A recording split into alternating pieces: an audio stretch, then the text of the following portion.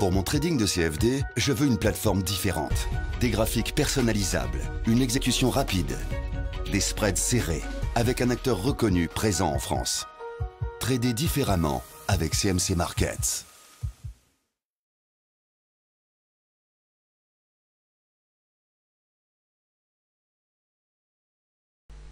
Voilà maintenant l'analyse du DAX et donc vous allez voir un petit peu les différentes bornes que nous pouvons retrouver sur ce graphique.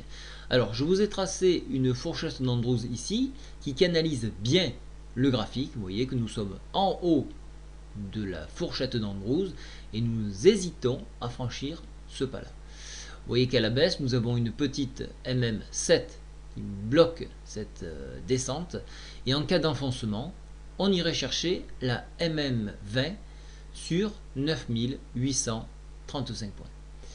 Je vous ai tracé une longue droite ici qui me donne un petit peu un point de repère. Vous voyez qu'elle est en pointillé ici. Et vous voyez que donc, nous sommes bien encadrés par la Bollinger ici. Et donc pour affiner un petit peu la recherche, donc, sur cette plateforme donc de CMC, vous allez sur figure et vous cliquez sur biseau. Et là automatiquement vous allez avoir tous les biseaux détectés de tracé. Alors maintenant, je baisse cette option-là et donc les biseaux vont se tracer. Vous avez une petite roue dentée qui tourne et donc voilà, donc il ne devrait pas tarder d'arriver. Je vais baisser un petit peu ici. Ah, ça, je ne le voulais pas. Je vais effacer. Voilà. Les biseaux arrivent. Alors vous voyez, premier biseau ici qui a été cassé par le haut. On a une tendance haussière. Deuxième biseau que vous voyez ici en pointillé vert, enfin en tracé vert, qui a été cassé, on est passé par le bas. Un autre biseau ici, cassé par le haut, et on est monté.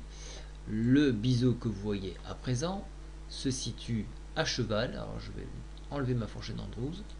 Voilà, à cheval entre la fourchette d'Andrews et un point médian entre MM7 et MM20. Vous voyez que les deux bornes donc encadrantes se trouvent bien ici. Donc un dépassement de ce point là qui correspond avec le haut de la fourchette d'Andrews, donc 10 031, nous entraînerait au contact du haut de la Bollinger à 10 100, un point psychologique qui sera difficile de franchir. Ceux qui jouent la baisse seront massivement présents ici car c'est un point psychologique. Pour les baissiers, vous voyez que cette borne est assez difficile à franchir puisque, donc, comme je vous le disais, elle correspond au haut de la fourchette d'Andrews. Donc on viendrait chercher la MM7 sur 9962. On viendrait chercher la borne basse ici à 9909. Et en cassure, on viendrait s'appuyer sur la MM20 qui se trouve à 9836 points. Un enfoncement de celle-ci nous ramènerait sur cette oblique que je vous ai tracée depuis un petit moment, qui correspond à un support. Vous voyez qu'il a été longuement travaillé ici et ici. Donc on peut le considérer comme un support sur 9774. Au niveau des indicateurs ici, vous voyez que la MACD est toujours orientée à la hausse.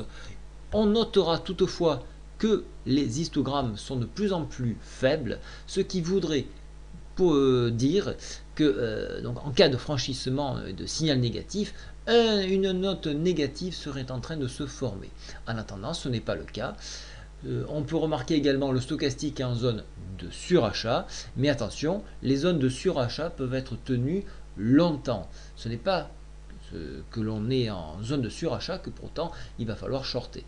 Donc globalement, vous voyez que nous sommes toujours dans une configuration haussière et nous allons attendre le débordement d'une de ces zones, ici et ici. J'espère que cette explication vous a plu. N'hésitez pas à me la commenter. Au revoir.